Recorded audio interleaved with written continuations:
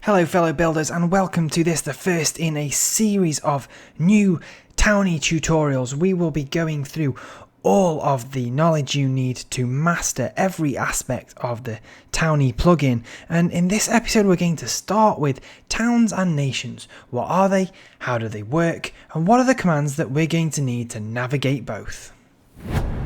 So let's first talk about towns. In Towny, a town is a way for a player or players to claim areas of land for their own. Once a player becomes a member of a town, they're called a resident, and players that are not joined to a town are called nomads.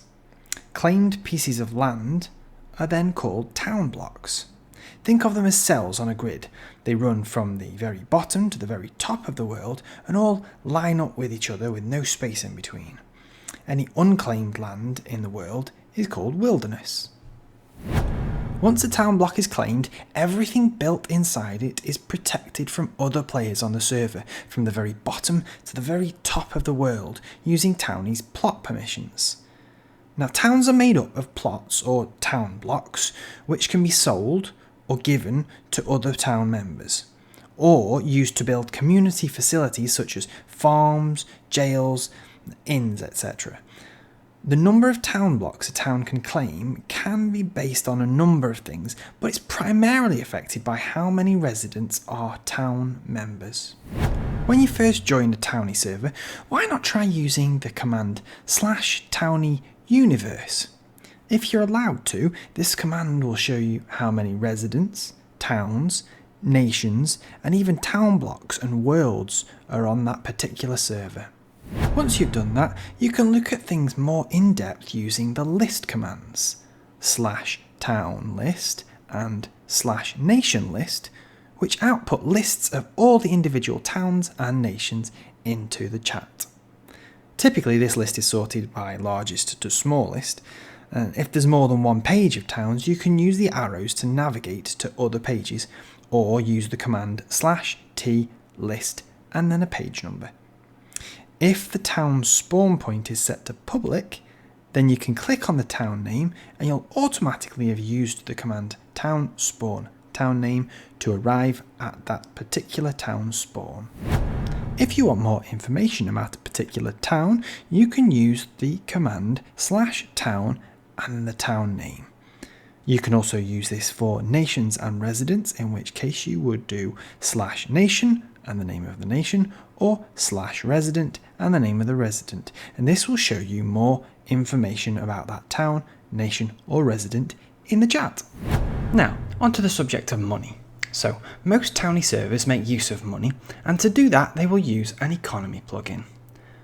A lot of things will cost money, such as plots, towns and nations, and most of these prices will be set by the server owner themselves. So, to see the costs, all you need to do is use the command /TownyPrices. As you can see in the chat, this brings up lots of information. Some things that you can see here include how much it costs to start a new town or nation. Now, if we look at this example from a Towny server I play on called Shadow Kingdom, you can see that here it costs $15,000 to start a new town. Now, underneath this, we see that for the town you're currently part of, you need to pay an upkeep, which is taken once per Towny day. Now, Towny days are usually 24 hours, but they can be configured differently. Now, the idea of upkeep is a really important thing to understand when you're running a town in Towny.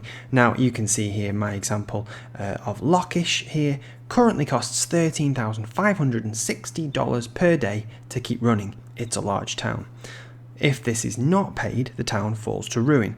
All the plots, and therefore the protection on them, is lost from the whole town. So, this upkeep comes out of the town's balance though, not a single player's balance. If you want to check when a new day starts, and so when the upkeep will go out of your town balance, you can do /TownyTime. So underneath the upkeep information, we can see that the cost to claim a new plot is $2,500 and a new outpost costs $15,000. Now, the difference between a plot and an outpost is that a plot must be adjacent to at least one already claimed plot of the town. If you want to start building in a separate area altogether, not close to your original town, you'll need to start an outpost. Underneath this are 3 more sections: price, taxes, and setting plot types. Price shows you the default price of a plot, outpost, shop, or embassy for the town that you're currently in, and these costs are customizable by the mayor. As an example, if you own a town and you want your residents to pay $1,000 for each plot, you can first set the default price by doing /town set plot price and then the amount, and then every time you set a plot for sale, it will default to this price. Taxes are where the mayor can decide how much it costs for a person to live in their town. Again, taxes are taken from the player every towny day. The money is taken from the player's balance and added to the town's balance. And lastly, we have plot type prices.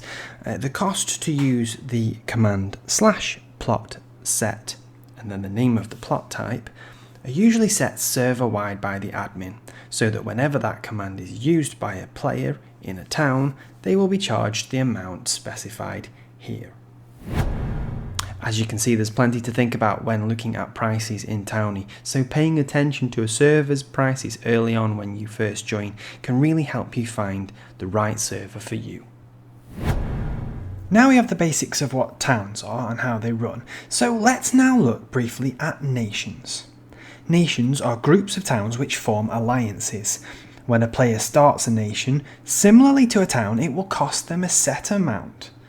They will then be able to invite other towns to join their nation.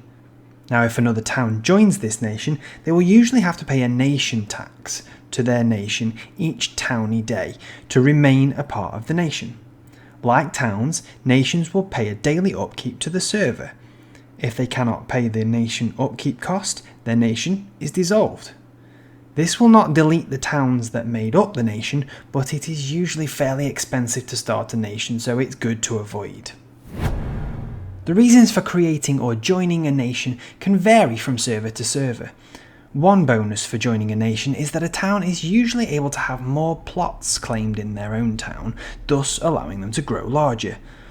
Nations can also increase the number of the outposts towns can claim. Town upkeep costs can also be lowered or raised by joining a nation. If Towny's Nation Zones feature is enabled on the server, by joining the nation, towns can have a protective bubble surrounding their town to protect the wilderness from non-nation players. Nations will often create communal resources such as farms and shops that will make the prospect of joining the nation more enticing. The capital city of the nation will have a /nation spawn, which all members of the nation can then use to get to the capital with ease. On some servers, nations can start wars. In this case, being a part of a nation allows you to ally with other towns against other nations, and in doing so defines friend from enemy. In the same way we were able to see a list of towns, we can also see a list of nations, this time by using the command /nation list, which works exactly the same way. Now, in future videos we will be going in depth on how to be a mayor and how to run a town, and part of this will be a more in-depth look at becoming part of a nation. In the near future we'll also have tutorials on setting up and managing a nation, so don't forget to subscribe so that you don't miss out on any of our upcoming Towny tutorials. But that's it for now folks, see you in the next one.